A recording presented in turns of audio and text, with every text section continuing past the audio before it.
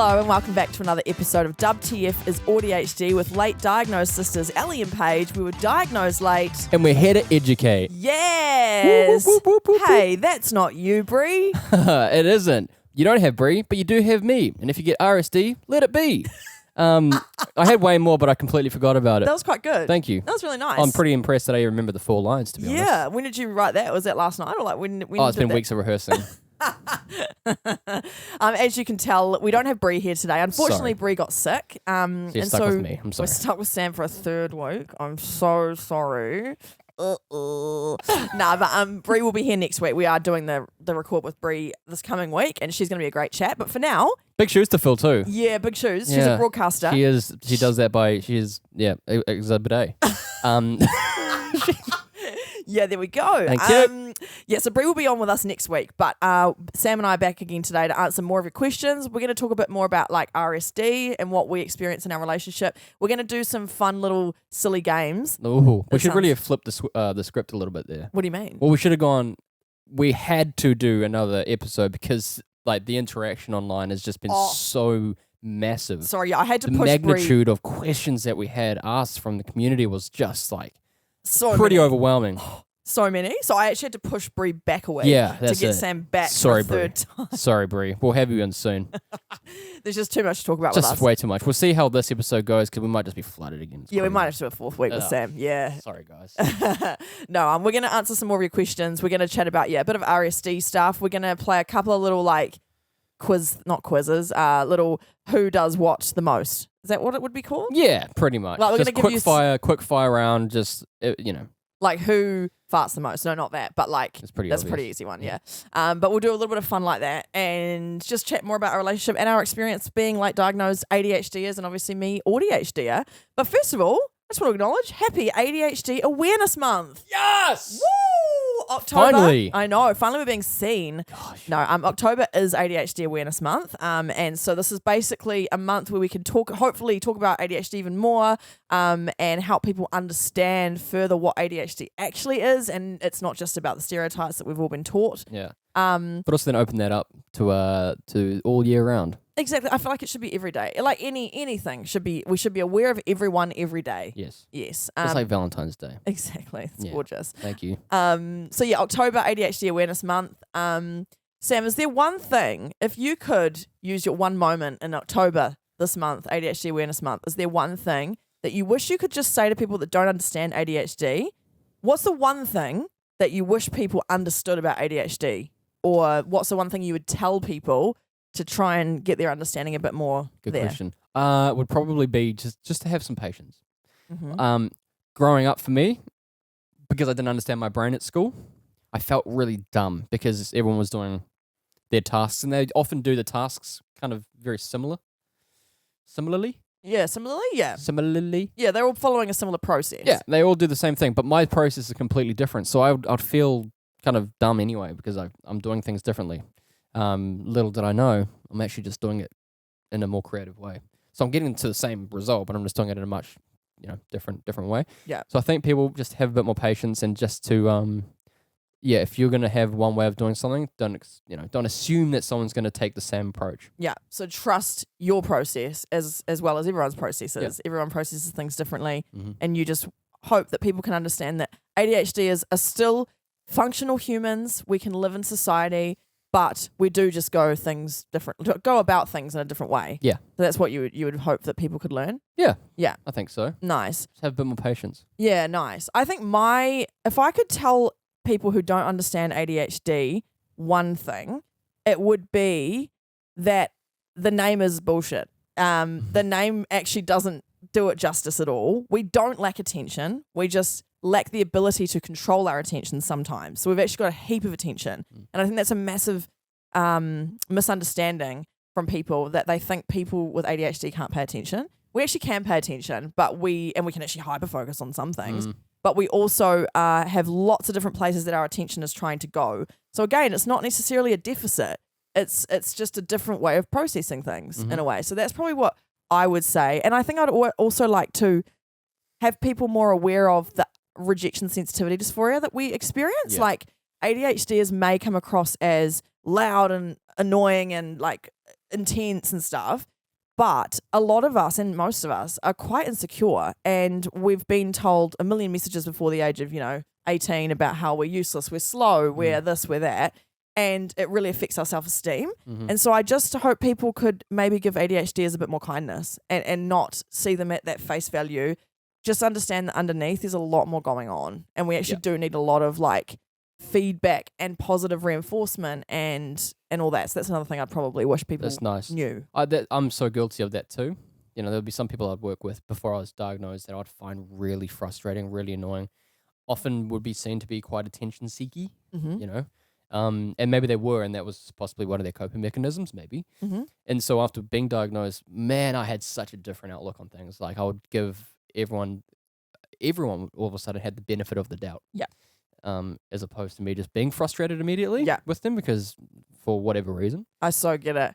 There's so many things that I've looked back on people who used to maybe frustrate me or whatever, and I look back and I kind of go, oh, they've been diagnosed with ADHD. Yeah, I've got so much more time for you now. It's crazy. Yeah, now I understand them, and now I feel bad for how impatient I was with them. Yeah. Totally. That's a great one. Reverse RSD nearly, isn't it? Yeah. Sam, you were saying this morning that you wanted to chat a little bit about your need for feedback. It's kind of looped into this RSD thing quite well. One thing about ADHD is we do require a lot of feedback, don't we? So do you want to tell us about your experience with RSD or just needing feedback when you're doing a task? Definitely. I think for ADHDers, we do things very differently sometimes. For me, in my work, I do. I haven't studied. I didn't go to university. I'm self-taught. So I don't have anything to measure my abilities, my skills, or my success to, right? So I always still feel like I'm on the back foot. Not because of the fact that I didn't study or anything, but because usually there's an industry standard that people that have gone to study would know how to reach. I don't know what that standard looks like. I don't know where do you draw the line? Yeah, so you're worried that the perception of you is automatically this guy he doesn't know what I know, so he's dumber at this role than I say. Yeah. And so for me, when I finish a piece, for example, a video piece, sorry, I would hope, I don't expect, but I would hope that the client would come back saying, this is perfect.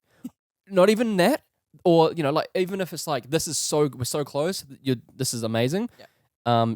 I don't want them to hold my hand necessarily. I don't want them to give me a pat on the back and say, this is shit, but you're doing okay. It's not that. It's just, I want to know that I'm on the right track. Yeah. I want to know that I'm on my way, Totally. So I think feedback and affirmation is so vital to people that have neurodivergence, because if you gave people that, then all of a sudden they're a lot more determined and committed to get things done. Yeah, 100%. I know that all of a sudden I'll go well above and beyond for a project if I'm getting the correct affirmation and feedback. I'll go way further to get them to go, holy shit. Yeah, you have gone above and beyond. Totally. It's almost like a form of structure. Because it's guiding you in the right way to the target that they may have set that you don't quite understand yet. But if you get the feedback every now and then, you know that you're getting to that target. I'm the exact same. When I've been given projects or responsibilities in a workplace, but there's no real target, it's sort of just have some fun. My brain really struggles with that because I go, I could do this in a million ways. I don't really understand what you want me to do here. And then it looks like I'm being difficult because I want more confirmation. But really, I'm trying to get the target to not be moving as much, and then I expect or hope that they'll feed back when I start the task so that I can then go, oh, I am on the right track.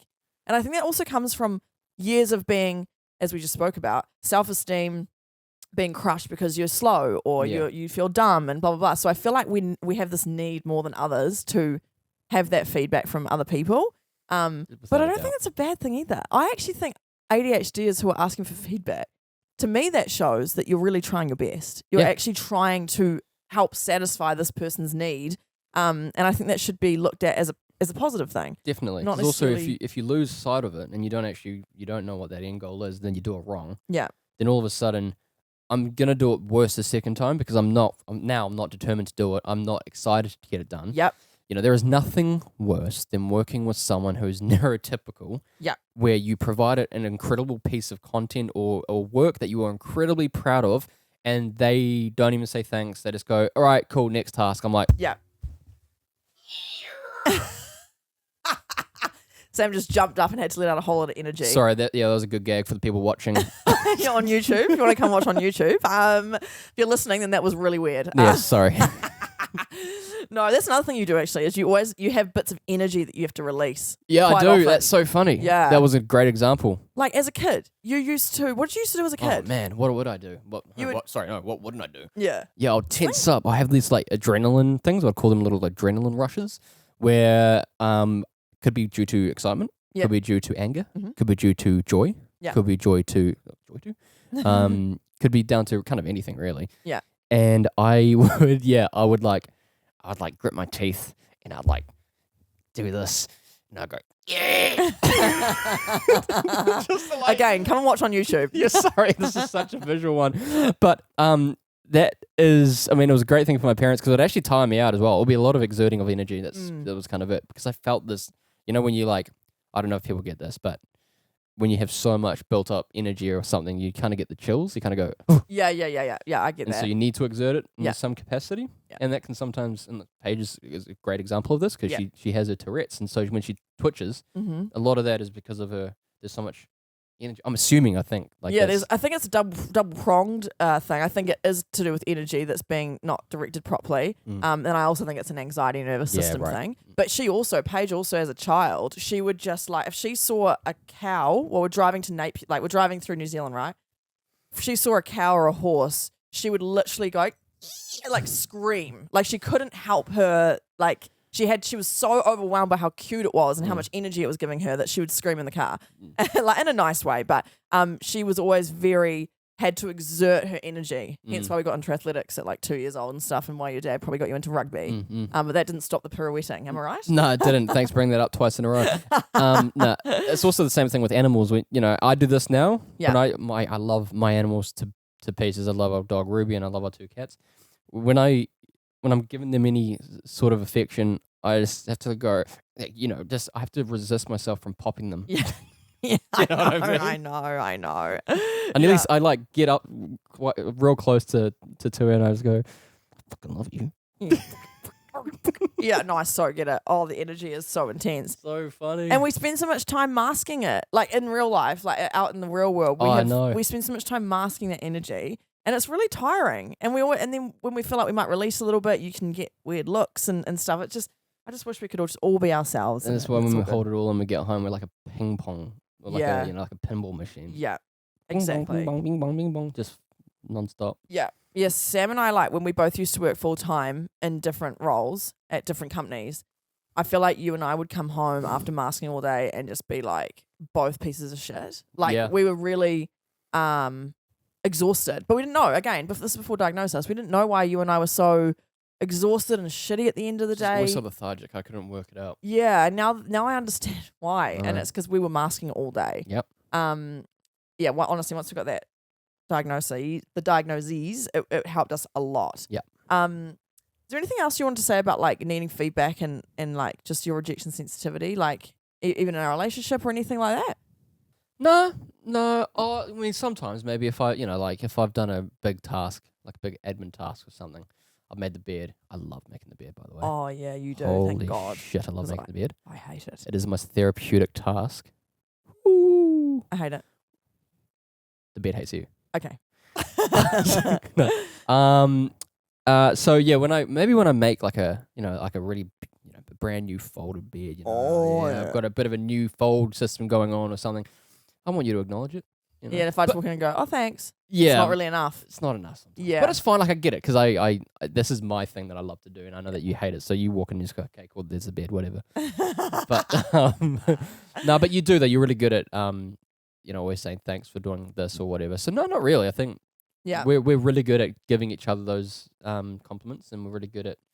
That's what I was going to say. Yeah. I totally agree. I think one strategy, or it's not even, I think it's quite unconscious actually, to be honest, but Sam and I are very good at giving each other feedback and thanking each other. Like whenever one of us does a chore, we'll always thank each other, even though we don't really need to because they're both our joint responsibilities. They have to be done. Totally. But I will say we constantly make an effort to go, oh, thanks for doing that, Sam. Thanks for doing that, Elle. And I think that makes such a difference to our happiness. it actually reduces any resentment. Like it reduces us feeling like one or the other's doing more than the other, because we're very good at giving each other feedback. Which then motivates me more, because when you're out, for example, I get excited to actually get as much done as I can. Yeah. You'll go, I'm going to the gym, or I'm going, off to another podcast or something. And then I'll go, sweet, I've got an hour and a half to get as much done. So when Ellie gets in, she'll go, holy shit, because I know that you'll appreciate it. I really know do. that you get excited by it. And also, it's just a good thing for our brains mentally to know that we're not sitting in a messy environment. Yeah, totally. No, I always appreciate when I come home to a tidy house, and then I do try my best to make it a big deal, No, but it's all genuine reaction, because I actually genuinely feel so much relief when you've done something like that. Yeah, and vice versa. You did the same thing for me as well, and it's just the greatest feeling when you get back. Yeah. Especially if I'm coming over, back from overseas or something after a big trip. Yeah. And there's always candy up on the counter, and just behind that is an incredibly clean house. It's just, there's no better way of getting home. Yeah, we really try our best to help keep things clean for each other. And I think if I was in my own space and I didn't live with you, I think my house would be even messier.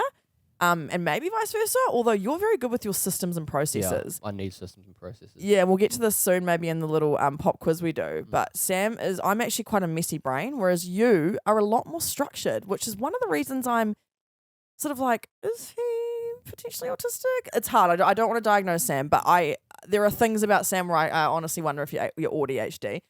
But yeah, my brain is very messy, and it frustrates you sometimes, doesn't it? Yeah, sometimes it does. Yeah. Just trying to, a task that may deem to be overwhelming just isn't in my brain. Yeah. In your brain it is. And so for my role, I feel, is to try and rationalize that task and to try and make it seem as little as possible. Yeah. Your bedside table is a really good example of this. You've got, I can count. In fact, I can't. There's so much there. My bedside table is just clean always. Yeah. Well, for the most part anyway. Apart from all the food that ends up there Apart from late the at food, night. Yep, that's right. But on your side, it's just like clutter. This clutter. There's just so much shit. I'm like, why is that there? And you go, because I know it's there. I'm like, well, why don't you just flip the script again a little bit and move it to a clean place and remember that it sits there now.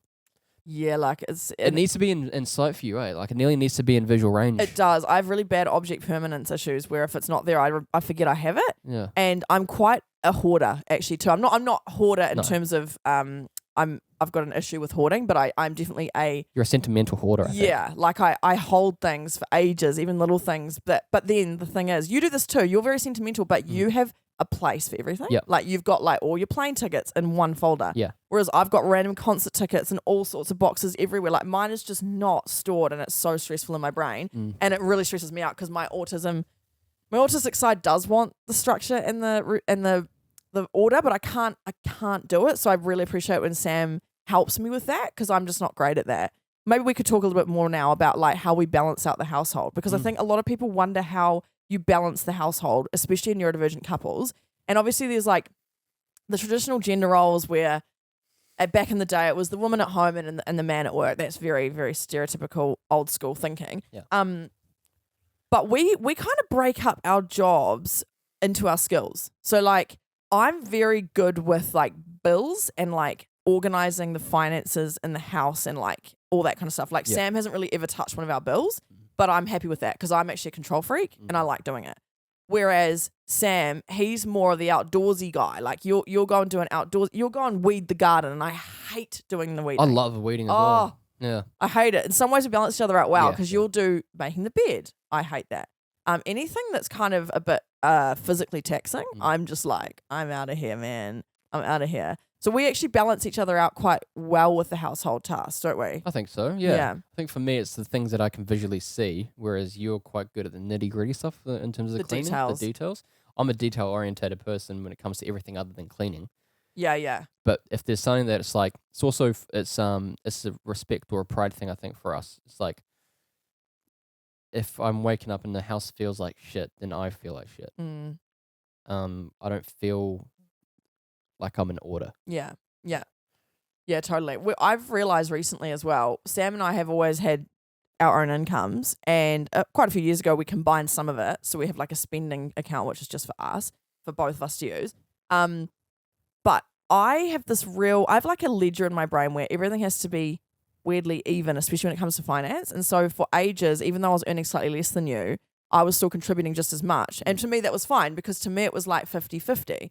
And it took me a long time to get to a place where we're at now where Stage 2 Media, which is our business, Sam's obviously the director of that business, that's now bringing in enough money really to support us. But I was still doing stuff in radio and all sorts of things because my brain couldn't fathom you contributing more to the household, like in terms of money. And then when I start thinking about it, I think about all the stuff I do to contribute to the household, which are not necessarily monetary, but running of the household, say. And it took me, honestly, my rigid autistic thinking took me so long to get to this place where Sam can earn more and I can earn slightly less and I can just help the house in other ways. It's like, I don't know if I'm explaining this well, but I really struggled to let go of my 50% of the income. Yes. Yeah. And I think it's like an ego thing too. Like I'm really proud of myself and my worth and like my work. But do you know what the ironic thing is, now that I haven't been earning as much and we've just kind of focused solely on your production company or our production company, we're ironically spending less. Yeah. Because I was bringing in money, but then just spending it to help with my mental health. And when I say that, I mean like hundreds of dollars a week on Uber Eats. It's bad. It was really bad. Yeah, no one else relates. Sometimes, yeah. Yeah, no, it was really bad. So now we've actually got to a place where we're kind of balanced in different ways. But I just found it really interesting how my rigid money brain didn't really come around to that quick enough. I feel like we could have been doing that 18 months ago. Totally. And I just couldn't.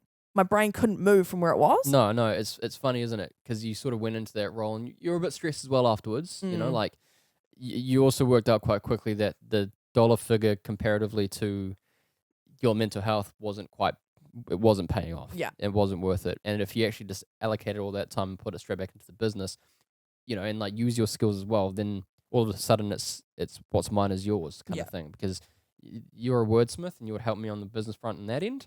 There's so much that you actually bring to the business. It's crazy. And no, because it's a production business, I'm the production guy. So yeah, that would make sense that the money comes from production. Yeah. But everything else in the back end is so imperative. It's crucial. And though it maybe not necessarily will bring in the monetary value, it actually helps bring it in more than you think because there is order in the property. Yeah. There's order in the business. Yeah, thank you. If there wasn't that, then we would be on the back foot a lot more. Yeah, you know and I think this is a classic thing about neurodivergent people. I think particularly ADHDers, we completely undervalue and underestimate our own contributions to anything, like not just to household, but to workplaces and to school.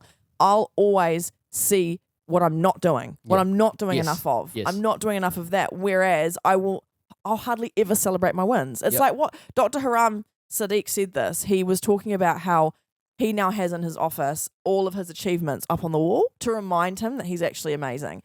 And I need to do that more, I think. I don't recognize the good achievements that I'm making, but instead I'm always looking at what have I not done? What have I not done? And it's so bad on your mental health, but I think it's a real ADHD issue, and I think it's from, again, we're going back to this whole rejection thing of your whole life feeling like you're not good enough and trying to prove yourself. It's it's a catch-22 that, because I see it as such an opportunity.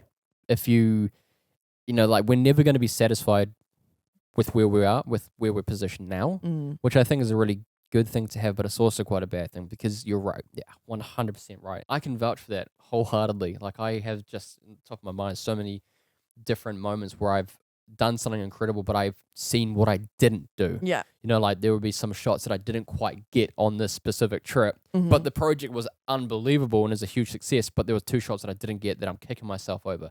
And it's a great trait to have.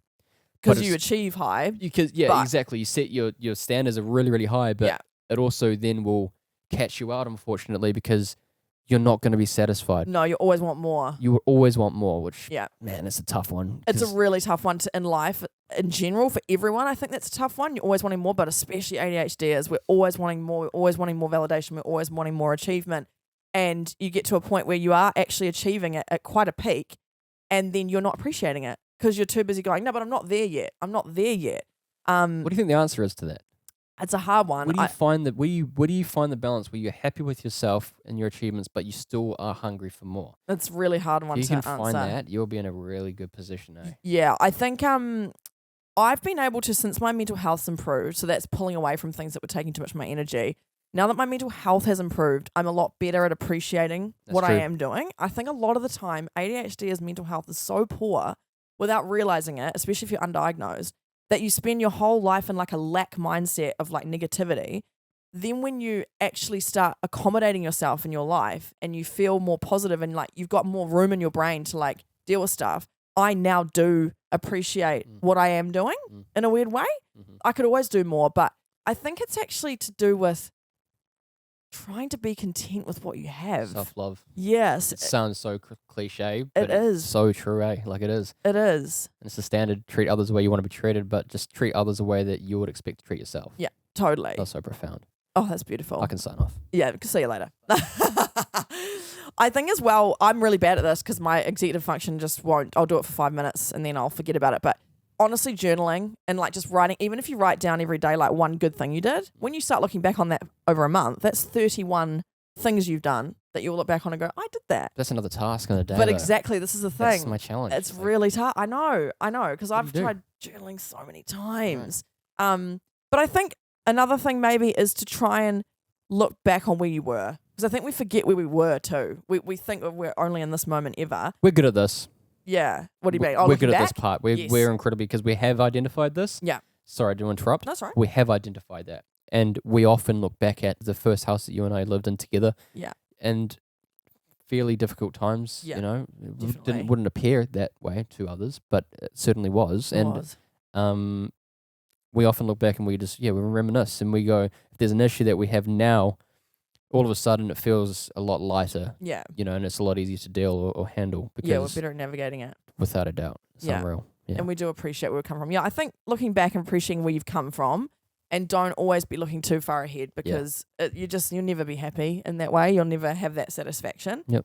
So I guess in conclusion, when it comes to the household, Sam and I wouldn't even say it's a line in the sand of 50-50. You know, like I think it's it varies. And some weeks I might do more and some weeks you might do more. But Sam and I have a very good partnership going on these days. And it's actually got better. We've had to work on this. Like I think early on I did a lot of the brain work in the household and a lot of that kind of stuff, kind of reverting back to that traditional gender role thing. Yeah, and in my head I've got monkey symbols, just dong, dong, dong, dong, dong, dong. And meanwhile everything around me is being done. I'm like, oh, shit, that's crazy. The food in the cupboard's back again. Wow. That's crazy. My washing's folded. Wow, we're living in the future. Yeah. Everything just gets done for you now. It's insane. Yeah, it's crazy. No, but Sam and I have got better at kind of balancing that relationship out. But there are tasks that I will always do. Like I'll always do the groceries because I like doing that. Right. And you do the bed because you like doing that and I hate it. So we really do just try and do things that plays to each other's strengths. And if it's gonna make someone's mental health in that moment just really bad, like me making a bed will genuinely make me so overwhelmed and anxious and like hot and sweaty, then Sam would just happy to do that because he actually does enjoy it, which is good. But I think even if you didn't enjoy it as much as you would still probably make the bed knowing how stressed I get out. If I can, knowing that, so this is the thing as well, it's nearly a selfish sort of self-fulfilling prophecy here, because it's like, if I can alleviate your stress, then the stress is alleviated off me. Oh, now you have to deal with my bullshit. It's like if I can get, so hey Elle, how you going? I'm on my way, sweet. Make the bed. I can pick up the tone. It's not good. I think my biggest bit of advice though is to just thank each other. Yeah. If you're in a relationship or even in a flat, like it doesn't have to be a partnership. It could be a siblingship. Yep. Could be in your parents' house. Like thank each other for the little small tasks, because I honestly think it makes a huge difference. And at the end of the day, it actually motivates me to do it again. Yes. If you thank me for it, and acknowledge that I even did it. Yep. I get really resentful when like something goes unseen. Sometimes I'll be like, "Did you see that?"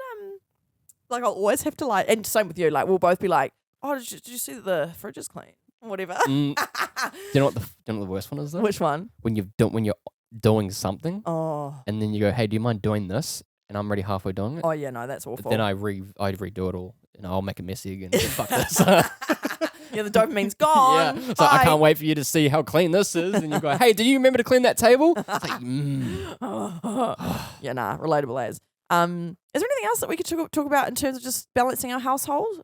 Maybe not. I feel like covered it. Yeah, I feel like not huge advice. And again, everyone's different. Every relationship's different. Everyone's capabilities are different. But we managed to keep our household kind of running and We just kind of work to each other's strengths. Yeah, I think we both just have a good understanding about how we want the house to look and to be presented, etc. And so if we see something that's out of order, we'll often just do it. Yeah. And we wouldn't have to ask each other. We just know. Yeah, we've definitely got really good. We've definitely grown together. Sam and I have been, I don't know if you know, you probably worked out the maths, but we've been together since May 2017. So like it'll be 9 years in May next year. So we've definitely grown a lot together. Like we've kind of grown up together in a way. You were 20 when we met, which is wild. Now you're 30. Oh my gosh. Okay, let's jump into a couple of listener questions that we got. Thank you so much for your contribution. There were a couple of questions in our WTF is AuDHD Reddit. If you want to join that, go to our link tree and just click the direct link request to join, and then we'll let you in. Sorry if it's taking a few days to let people in at the moment. The traffic's unbelievable, isn't it? Yeah, no, it's a full-time job just accepting people to come in. So many people. It's definitely not to do with me like forgetting to accept people for 3 days. The irony, eh? I know. Please be patient. Yeah. Anyway, okay, we've got a question here. This is a good one. How did you find navigating unmasking together? Were there any moments where you felt like different people from who you fell in love with as you discovered more about yourselves? It's a good one. It's a good one. I think one of the things that drew Sam and I to each other in the first place was we could recognise there was an understanding there, but we didn't know what it was. It was unspoken, yeah. Yeah, we didn't know what it was, but we connected instantly back at that workplace just as friends. And we definitely both felt a bit silly and different, and we bonded again like over creativity and humour, as we've said. And but also laugh at each other's jokes. Yes. You know, that was a big one, was laughing at each other's jokes. Yeah. No one laughed at my joke, then I'm just not going to be funny at you. Yeah, same. Boring. No, yeah, we did. We made each other laugh. We do that. Actually, that's one of the biggest things in our relationship. Every single day, Sam and I make each other laugh. Yeah. Like both, vice versa. Like it's our love. It's just making each other laugh. But I think early on before diagnosis, we connected anyway from some mutual understanding that we didn't actually fully understand yet, but I felt safe with Sam. And I think you felt safe with me. Definitely. Yeah, we were very vulnerable with each other from the get-go, even though there was still an element of masking for sure. Yeah, but there was like the wall all of a sudden was, it was a hurdle that I can step over as opposed to a wall that I, had to try and climb. Yeah. So we've grown together for quite a while, but... How do we navigate... Dong, dong, dong, dong, dong, dong, dong, dong. What was I saying? I forgot. What was I saying? Oh, yeah, we've grown a lot together. So we've kind of seen each other in bad times and good times and tough times, blah, blah, blah, blah. But I do think that the ADHD unmasking for both of us, we didn't really mask. I actually don't think with each other we masked our ADHD that much. I think we actually were quite both ADHD in hindsight. We were both just dopamine seeking. We were both silly. I think our ADHD with each other was never really masked. No. That much. Yeah, like not really. No, I don't think I've ever felt an ounce of masking around you.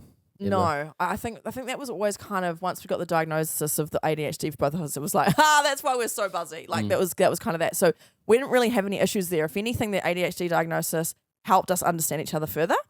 Me getting my autism diagnosis has been a little bit different, I would say. I think me getting diagnosed as autistic for me was really, what's the word? Like, it really made me understand a lot of why my brain works the way it does. But a lot of my autistic traits and stuff is internal. So you didn't actually see, and you still probably don't see, a lot of the autistic experience I go through every day just with how my brain works. And I think people always talk about when they get diagnosed that they become more autistic or they appear more autistic or more ADHD or whatever. And I think I definitely have let my autistic side come out a bit more with you. So like not ignoring my sensory overload. And like, for example, like when we went, so for example, we went to the Mexican Grand Prix. We're very lucky, the Formula 1 Grand Prix in 2023. And this is just after I've been diagnosed with autism. And it was really hot there. The altitude was crazy. There was no shelter. And I got really, really overwhelmed there. But I finally understood why. And I think there's been elements of little things like that where, because I never used to complain about it. Yeah. Is it confusing for you? Yeah, it did. It was a little bit confusing because, firstly, I'm only just understanding ADHD. I'm only just understanding that. Autism? Right? Or ADHD? No, ADHD. Sorry, yeah. So I'm only just starting to learn this route. So now I'm starting to learn about neurodivergence as a whole. There's an entire topic. But I'm only just learning about ADHD from, my experience. and then you get diagnosed with autism as well. And yeah, then you would basically start seeing a lot of your autism come out in just mundane everyday tasks and things, and then all of a sudden, I would find it a bit frustrating at times because I didn't actually know how to handle it, or I didn't know how to navigate it. It was nearly like everything was because of your autism. And that's how it felt. Yeah. It was nearly like an excuse for some of these things. Yeah. And that was how it felt at the time. It's how it looks. It's how it looks. Optically, without a shadow of a doubt. Yeah. Now it's not at all how I feel. Obviously, I now understand a whole lot more. Yeah. But at the time, I was like, just stop looking for it. Like, stop looking into things. Stop seeing someone that does something similar to you and go, I wonder if maybe they're neurodivergent. Yeah. That the thing was just it became a lot of my identity, sort of. It did become a lot of your identity, and this is half the reason why this podcast exists now. But but it was just a shift in the way that we just had to just live, and it was I quickly accepted. It wasn't a matter of acceptance or anything like that. It was just a matter of how do I now also help navigate Ellie through her diagnoses, rather than me being frustrated at her always just trying to work out why her side of the room's messy. It's like, come on, just clean it. Yeah. I get it now. I understand why that your side of the room is messy, and it's why I would go in and clean it myself sometimes. Yeah. So for the example of the F1 thing, from your perspective, you're going, we're in Mexico at a bloody F1 Grand Prix. Ellie, you've wanted to do this since you were 8 years old. Why, what? Come on, get through it. But I genuinely was actually really struggling. And once you become aware of your limitations, it's so much harder to ignore. The masking really is harder to do. So much more. It's a lot harder to mask, but it's a lot easier to look after. Yeah. Totally. Yeah, I mean, there's a shot that I will never forget that I took of you when I was going down to get Dos Heineken. Oh, yes. And I looked back up. And I'm trying to find Ellie in the crowd. It's in the baseball part. If you know the Mexican Grand Prix, it's the big baseball part. It's really pretty. And I'm trying to look for Ellie, and Ellie's just got she's taken pretty much all of her clothes off and just put it over her head. And she's just sitting there it's having the worst time ever. I was fucking losing it.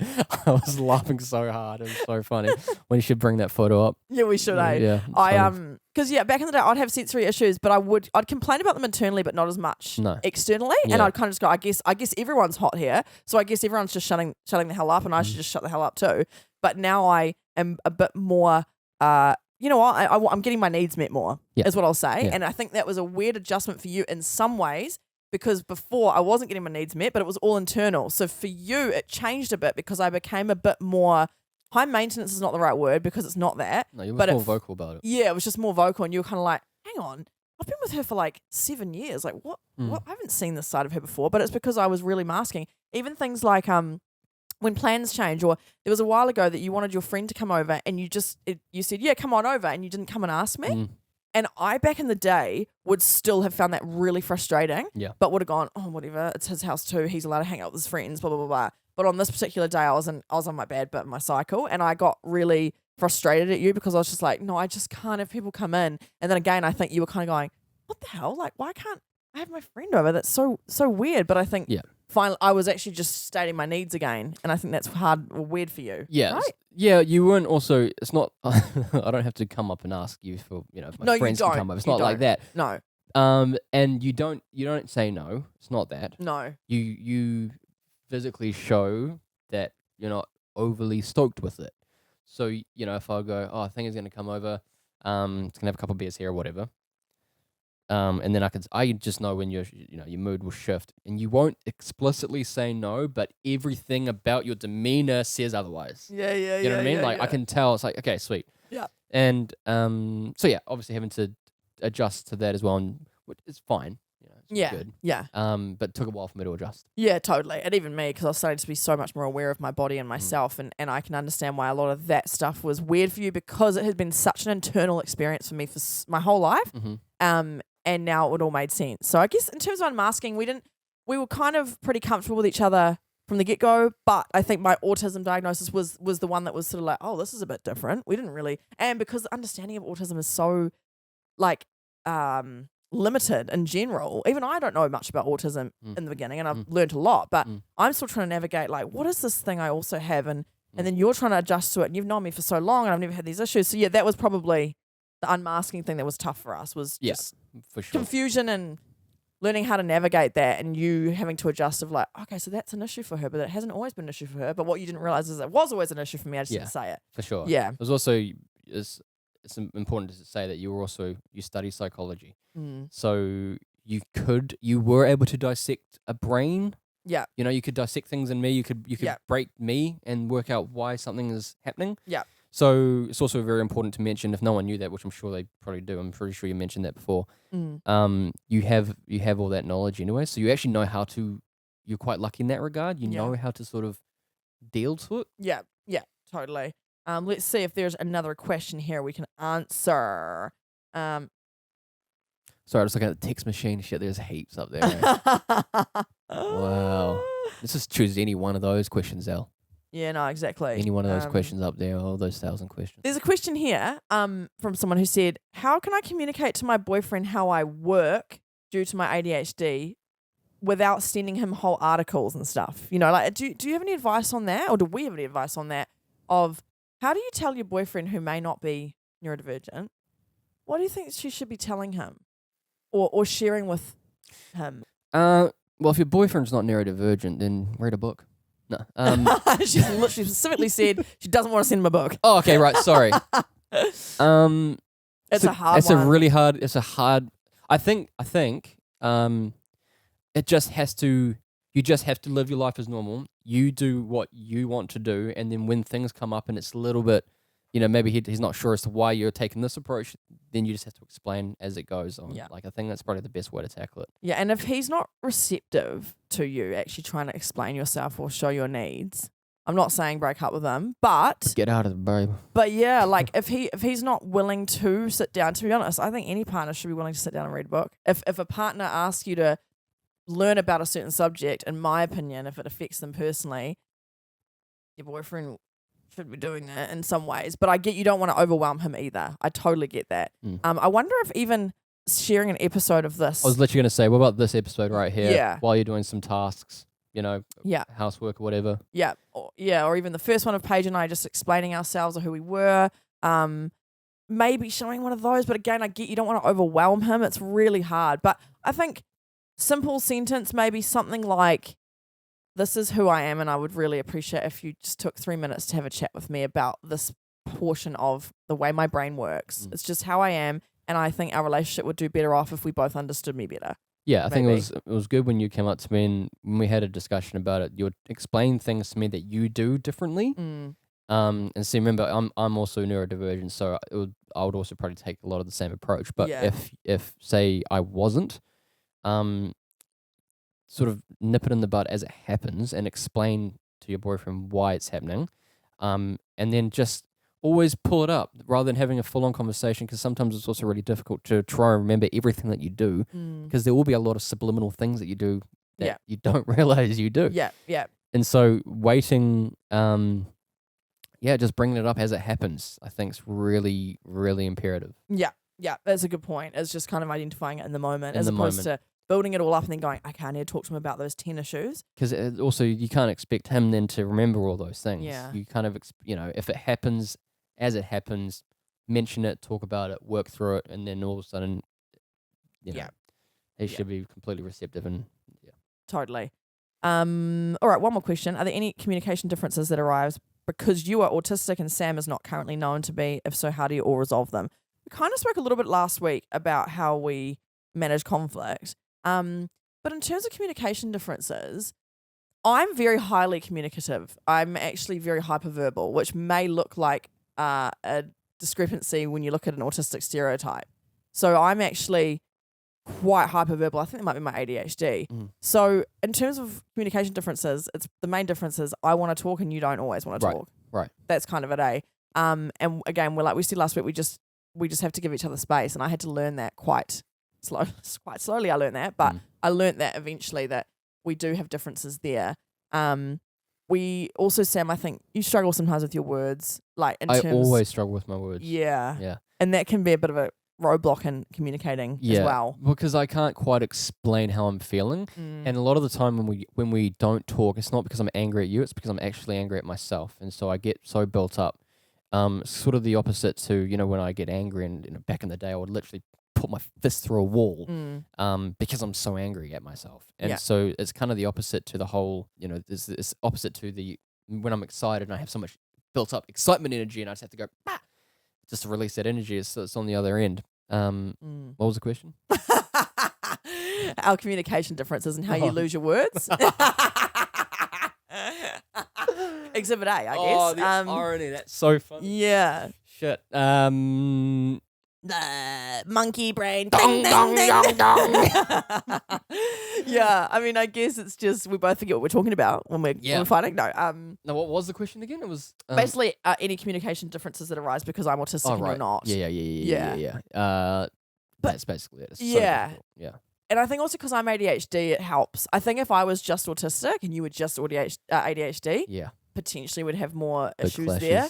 But I think I'd meet you a little bit because of the ADHD as well. Did that question mention, can you read the question out entirely, sorry? Are there any communication differences that arise because you're autistic and Sam is not currently known to be? If so, how do you resolve them? Oh, I'm wondering if they're speaking on their behalf as well or on their experiences. Yeah, maybe. Their partners also. Maybe they've got, I can't say, I don't know. But yeah, we definitely have differences. But again, the answer to that's sort of communication. Which is so ironic. I know, but it's also trial and error. Yeah, it is trial and error. It's also just, you're not going to really know until you're in the heat of the moment. Yeah. I think when you're in the heat of the moment, I think it's important to try and identify what both of you do in that situation and then analyze it. And then when you both are, you know, if it was an angry situation, then maybe come together and talk about how you both handled that. Yeah. Again, sometimes it's not, you know, the best, but we still talk about things when I'm calm. When you calm down, you know, like when I've. Yeah. Totally. Yeah, I don't necessarily, I know some autistic people struggle with communication and stuff, but I don't, sometimes I freeze and I don't know how I feel in the moment, but again, then I just take some time away just like you are. Yeah. Like we both kind of just take some time away because I sometimes do freeze and I can't, it's not that I can't talk, I wouldn't say I'm mute, but I struggle to construct a sentence and understand what I'm trying to, how I feel. It's alexithymia, which is the ability to, well, basically not understanding your emotions and knowing exactly how you feel. Thank you for your questions, and I hope that our chats have been helpful over the past 3 weeks. Yeah, Sam, do you want to pull out the fun pop quiz for the end? Also, I think it's one thing I wanted to add on to that just last part. Dr. Shell, who gave me my diagnosis, mentioned to try and just write things down. If you can't, I don't do this. I'm really bad at writing things and all that. I just actually go and play the drums or just create something. So that's my way of getting out of, you know, being angry or whatnot. But a good way to do it, because I get my words jumbled up so much, is just to try and put it onto paper first and then try and maybe articulate it. Doesn't work for me, but I know it works for others. Yeah, true. And I think sometimes when you write it down too, you actually are able to then look at it a little bit more objectively and go, is that thought actually sensible? Or does that actually make sense? Or is there something I'm missing here in this thought now that I'm looking at it on paper? It's great advice. I think it really does help. Sometimes even writing it down and then looking at it the next day, you go back to it and you go, oh my God, I was so over the top there. Or I was, no, I'm justified. I am justified. I still feel mad about this. Yeah.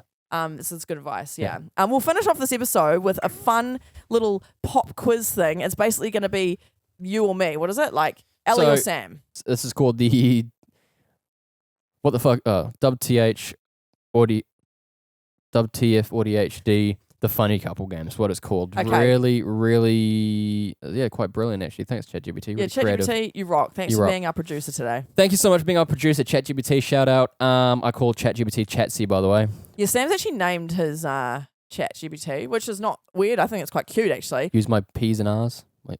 Yeah, P's and Q's? Wait. Yeah, P's and Q's? Yeah. Dots your T's and I's? No, I don't know. Shit, right. Yeah, whatever. Classic. Yeah. Don't know what all those sayings mean, but okay. Okay, here we go. So we're going to answer either Ellie or Sam based on the question. Yeah. So here's the first one. Who is more likely to forget that they put laundry in the machine until it smells like a swamp? Sam. Yeah.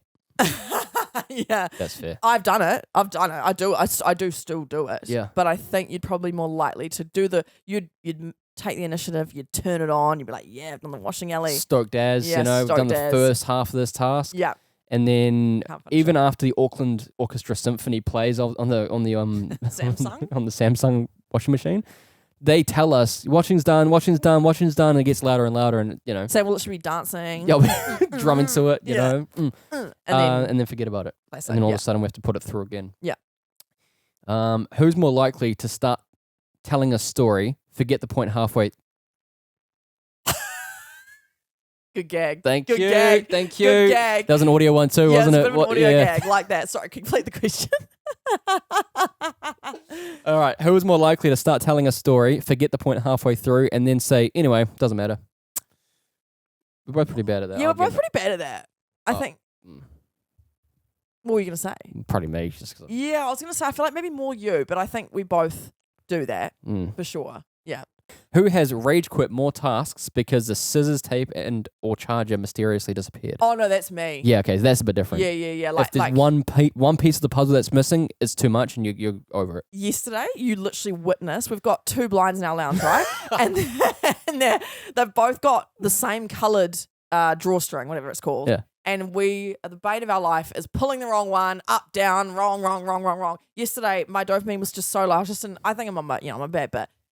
I started pulling this blind up, down, left, right, and then I literally just halfway through the task just walked away. And Sam was watching. I didn't realize Sam was watching me, and he just saw me walk away. And he's like, "You giving up?" And I'm like, "Yeah." I just saw your entire demeanor just change. Yeah, like. Yeah, so no, I think that's me. I've got way less patience. Like you'll be good at if you need to untie like a necklace, say there's like a knot in a necklace. It's really meticulous. You could do that for hours. I will try that for 2 seconds and be like, nah, bored. No, can't do it. Yeah, I'd say that's me. That task is I get that task. If there's like a task that I see progress, like the coffee machine the other day, gave that the biggest, even with the toothbrush and all those chemicals and really clean that thing out. Yeah, I wouldn't have had the patience for that. Man, but I can see the progress, and so that's what drives me. Okay. Who is more likely to go feral when they're hungry because they forgot to eat food all day? Okay, that's me. That's me 120,000%. Yeah. Sam can like literally not eat for freaking hours. Yeah. And I'm like, how are you not eating? Like, it used to just really annoy me because I want dinner like soon. And you're like, I'm not hungry yet. And I'm like, what? You didn't even have lunch really. And I have had lunch and breakfast and a snack. And I do get hangry. Although I will say, when I got diagnosed with pre-diabetes and I've actually reversed it. And ever since I've fixed my blood sugar and my insulin resistance, which is all that was, what is that to do with? That didn't make sense. Basically, now that I've fixed my insulin resistance a bit, I don't get as hangry. You're right. You're a lot more relaxed. It's improved. Now. Yeah. But I do definitely still get hangry. Like my dopamine really drops, my serotonin drops. And then especially if I'm in my bad bit of my cycle, game over. Whereas you can kind of just go for ages without eating. I don't know how you do it. Neither do I. Okay, here's a couple more. First one, who accidentally blurts out their inside thought at the worst possible moment?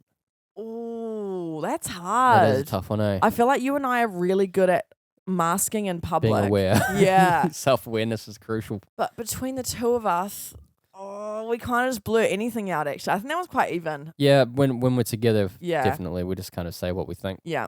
All right, here we go. Who gets more easily overstimulated by loud noises, smells, or crowded places? Me. You. Yeah, for sure. You don't like noise either sometimes. You're quite sensitive to some noise. Abrupt noise. Yeah, you don't like the environment changing around you. No. Like if you're going to a concert, you're sweet. But I know that's, exactly right. Yeah, if someone came into our house and started yelling and being silly, like my sister say, nah. No, but if something changes in your state, that's when you don't like it, eh? Yeah, if I'm in a really quiet environment like this, really quiet setting, and then all of a sudden a complete change of energy comes in and just completely is just like loud, over the top, obnoxious, it actually puts me into a bad mood. Like, I just don't. Whereas a concert's different because I'm going into the environment knowing that it's going to be loud.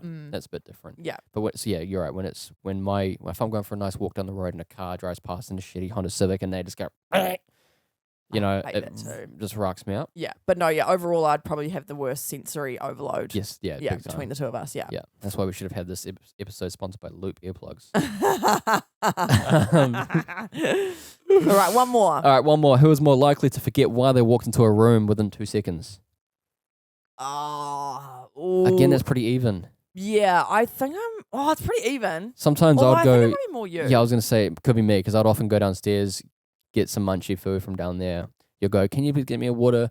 And I go, yeah, I'll get you a water. And then I'd literally walk back up and I've only bought my crisps and you've gone, where's my water? Like, or quite often you'll go down and you'll be like, okay, I'll go get them. And you walk down, then I hear, What was I getting? Classic. Yeah. That's classic. Hey, thanks ChatGPT for that. Pretty stereotypical ADHD quiz, I'll say. They were quite stereotypical, those questions. A little bit. They? We could have done a bit more research on that one. Yeah, we could have maybe put a bit more effort into that one. A little bit. We will do another, maybe next week when I'm back. Yeah, if Sam's back next week, woo! No, but thank you so much for listening and watching if you're on YouTube. Speaking of, if you're on YouTube, absolutely no pressure to do this, but we have little cute badges now for people. We've got memberships active. You don't have to do this. This is more just buy us a coffee if you want. And we've got cute little badges that will go next to your name, and we've also got a couple of emotes that Paige has designed. It's not much per month, and you'll get priority replied to comments and stuff like that. You'll get your badge, and we'll work on it. We do want to make things maybe a bit more community vibes eventually, but we've just activated this, so feel free to, but you don't have to. It's also just supporting the channel too, isn't it? Exactly. Like this is a free podcast, there's no... no obligation to support. No obligation in the slightest, but this is it's a good one because you're providing a lot of much needed, I think, support for those who quietly need it. Yeah, it's just a way to support us a little bit because obviously I do this all. We do get monetization a little bit from the ads that play that you might hear. Not a huge amount of monetization. But it does help me just replace my time that I spend doing this every single week. But again, it's out of love and I love doing it, and there's no obligation, but we did just activate them if you want have a little cute emotes that Paige has designed. Other than that, join our Reddit, and we'll see you next week with hopefully not you, Sam, hopefully Bree. Come on. No, thanks, Sam. We appreciate your honesty. That's all right. I've had a lot of fun. Thanks for having me on for the last few weeks. Hope Paige is having fun in Europe. And We'll see you next time. Bye. Bye.